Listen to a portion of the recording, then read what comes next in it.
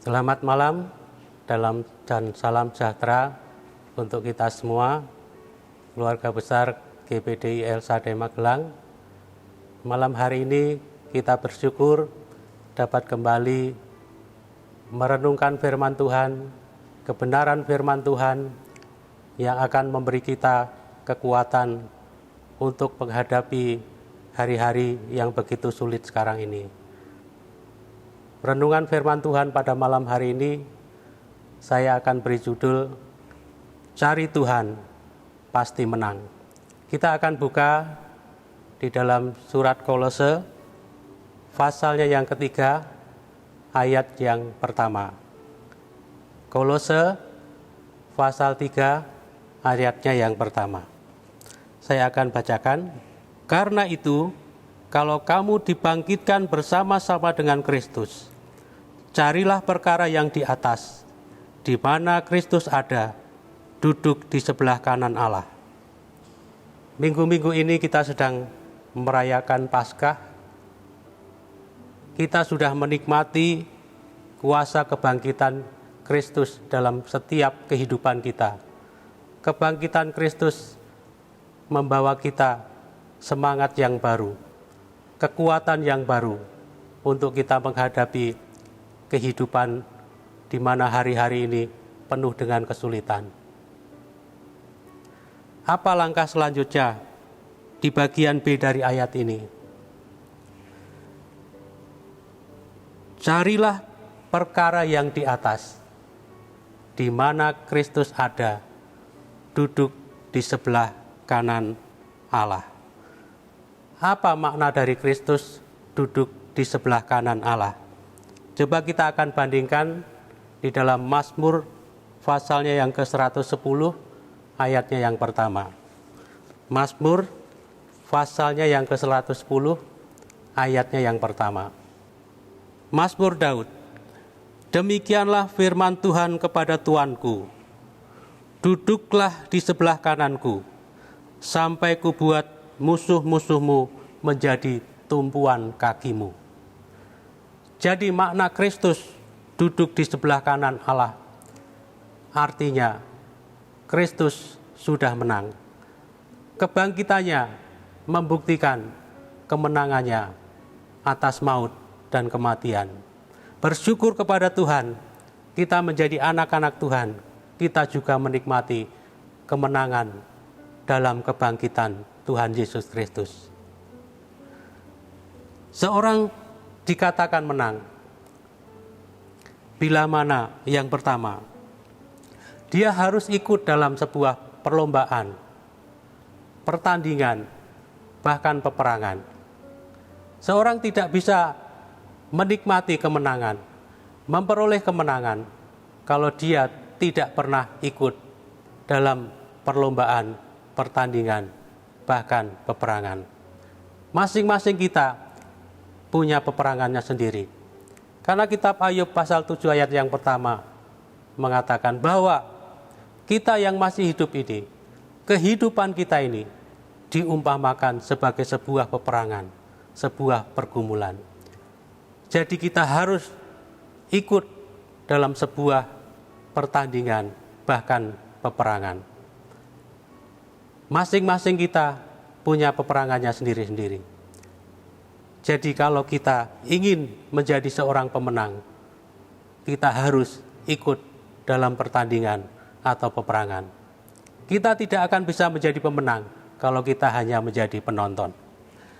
Yang kedua, untuk menjadi seorang pemenang, kita harus mengalahkan musuh. Walaupun kita dalam sebuah pertandingan, dalam sebuah peperangan, dalam sebuah perlombaan, kalau kita kalah terhadap musuh, kita tidak akan bisa menjadi pemenang. Jadi kita harus mengalahkan musuh supaya kita bisa menjadi pemenang. Apa musuh kita hari-hari ini? Banyak sekali dalam kehidupan kita, pergumulan kita, kesulitan kita, masalah kita, dapat kita umpamakan sebagai musuh yang harus kita kalahkan. Mungkin masalah pribadi, masalah keluarga, masalah pekerjaan, masalah pelayanan,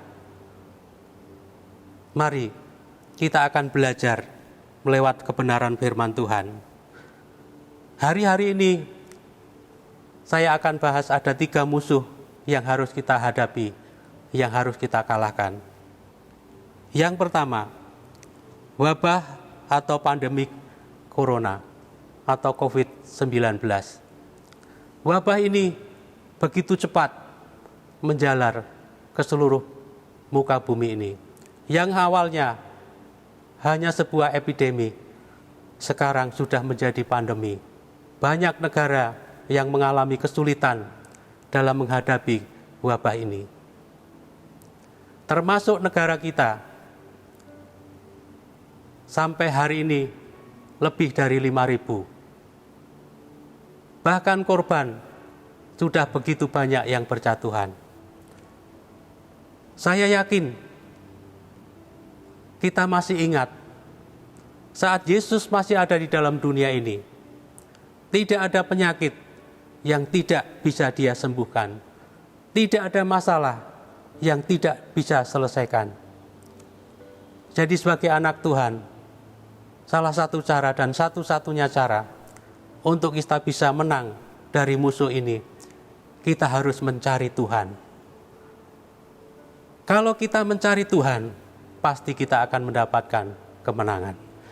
Bapak Ibu Saudara yang dikasihi Tuhan, masyarakat, rakyat, pemerintah sudah capek menghadapi situasi dan kondisi seperti sekarang ini. Saya yakin kalau kita lihat hari-hari ini, apa yang kita lihat di tayangan di media massa, dalam tanda kutip, ada perilaku yang aneh-aneh yang terjadi di masyarakat kita. Yang salah satunya mungkin menunjukkan betapa mereka sudah capek, sudah jenuh. Matius 11 ayat 28 mengatakan, "Marilah kepadaku semua yang letih lesu dan berbeban berat, aku akan memberikan kelegaan kepadamu." Jadi kita sebagai anak Tuhan menghadapi situasi seperti sekarang ini, wabah COVID-19 seperti sekarang ini, mari kita cari Tuhan, kita datang kepada Tuhan, kita responi ajakan Tuhan, panggilan Tuhan, marilah kepadaku semua yang letih lesu dan beban berat, aku akan memberikan kelegaan kepadamu. Jadi kalau kita ingin menang menghadapi musuh yang pertama ini, kita harus cari Tuhan, datang kepada Tuhan. Tuhan akan memberikan kepada kekuatan. Saya yakin dan percaya tidak mudah untuk kita tetap belajar di rumah, bekerja di rumah, berdoa bahkan beribadah di rumah. Rasanya kita sudah kepingin, kita rindu berkomunitas, bersosialisasi. Rasanya di rumah sudah jenuh, tetapi mari kita cari Tuhan. Kita manfaatkan waktu-waktu sekarang ini untuk kita mencari Tuhan. Dan saya yakin kita akan menghadapi situasi ini. Musuh yang kedua adalah roh ketakutan dan kekhawatiran. Kalau kita lihat apa yang terjadi di masyarakat, hari-hari ini saya melihat sebuah fenomena. Ya. Bukan lagi masalah virus corona yang menjadi musuh, tetapi ada satu roh, yaitu roh ketakutan, roh kekhawatiran. Bukan lagi virus yang menjadi musuh, tetapi manusia yang menjadi musuh. Di mana-mana, kampung-kampung ditutup akses masuk jalan karena mereka takut, khawatir kalau yang datang dan masuk ke kampungnya membawa virus. Bahkan satu kejadian yang sangat aneh, ya, jenazah atau mayat yang meninggal karena COVID-19, masyarakat menolak untuk dimakamkan di daerahnya. Ketakutan dan kekhawatiran terjadi hari-hari ini. Yesus pernah mengalami hal itu, ya. Dalam Lukas 22 ayat 44, saat dia akan menghadapi salib, Tuhan ketakutan luar biasa, tapi dia menang. atas ketakutan itu. Oleh sebab itu, mari kita datang kepada Tuhan, belajar kepada Yesus, dan kita pasti akan menang. 2 Timotius 1 ayat 7. Tuhan memberikan kepada kita bukan roh ketakutan, tetapi roh yang membangkitkan kekuatan, kasih, dan ketertiban. Oleh sebab itu, hanya satu cara. Kalau kita mau menang menghadapi ketakutan dan kekhawatiran hari-hari ini, mari kita datang kepada Tuhan. Cari Tuhan, pasti kita akan menang. Kita akan diberi kekuatan, roh kasih, roh ketertiban akan menjadi milik kita. Lalu yang ketiga, musuh yang ketiga adalah maut. Kalau kita lihat satu peristiwa fenomena kerusuhan yang terjadi di sebuah lembaga pemasyarakatan di Kota Manado, ya, ada hal yang aneh, ya. Takut mereka terjangkit corona, maka mereka berulah, nuntut untuk dibebaskan. Karena apa? Takut tertular oleh corona. Mereka tidak takut karena narkoba, tetapi takut karena terinfeksi corona. Padahal narkoba lebih jahat daripada corona. Narkoba juga akan berakhir dengan kematian, bahkan kematian yang mengenaskan. Tapi hari-hari ini sungguh aneh. Lebih takut kepada corona daripada takut narkoba. Oleh sebab itu Bapak Ibu yang dikasihi Tuhan, kalau hari-hari ini kita merasakan ketakutan, mari kita datang kepada Tuhan. Mazmur 91 ayat 7 dan 8. Walau 1000 rebah di sisimu, 10.000 rebah di kananmu, hal itu tidak akan menimpa kita, karena kita anak-anak Tuhan. Oleh sebab itu Bapak Ibu yang dikasihi Tuhan, mari kita cari Tuhan, supaya kita menang menghadapi maut. 1 Korintus 15 ayat 54b dan 55. Maut dan kuasa maut sudah dikalahkan oleh Tuhan. Jadi kesimpulannya Bapak Ibu yang dikasihi Tuhan, untuk menghadapi musuh-musuh kita, yaitu wabah corona, kekhawatiran dan ketakutan, dan juga kematian, satu cara, satu jalan, yaitu kita harus mencari Tuhan. Saat kita mencari Tuhan, pasti kita akan menang. Karena Tuhan Yesus sudah menang, maka kita pun akan menang. Puji Tuhan, kiranya renungan firman Tuhan pada malam hari ini dapat memberikan kita kekuatan, bahkan memberikan kita kemenangan untuk kita sanggup menghadapi musuh-musuh yang kita hadapi hari-hari ini.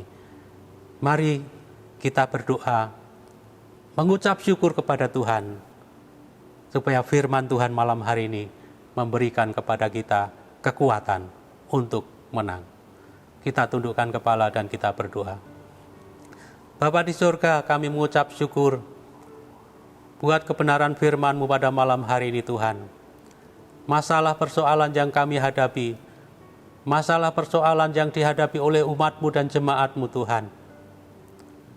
Lewat kebenaran firman-Mu, Engkau tunjukkan hanya satu cara untuk kita bisa menang, untuk kami bisa menang, yaitu saat kami mencari Tuhan.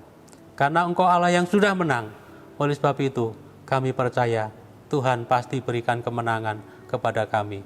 Terima kasih Tuhan, berkati umat-Mu yang sudah mendengarkan, merenungkan kebenaran firman Tuhan pada malam hari ini. Kiranya kekuatan dan kemenangan akan menjadi milik bagian kami masing-masing. Berkati pemerintah dengan segala usaha dan upayanya untuk menyelesaikan masalah dan persoalan ini Tuhan. Berikan mereka hikmat akal budi untuk dapat mengambil keputusan kebijakan yang tepat. Juga garda-garda terdepan, tenaga medis, paramedis yang melaksanakan tugas mereka, Tuhan berkati, Tuhan jagai, Tuhan lindungi untuk mereka dapat melaksanakan tugas mereka dengan baik. Terima kasih Tuhan buat kebenaran firman-Mu. Kami mengucap syukur, mengalaskan doa sembahyang kami di dalam berkat nama Tuhan Yesus Kristus. Haleluya. Amin.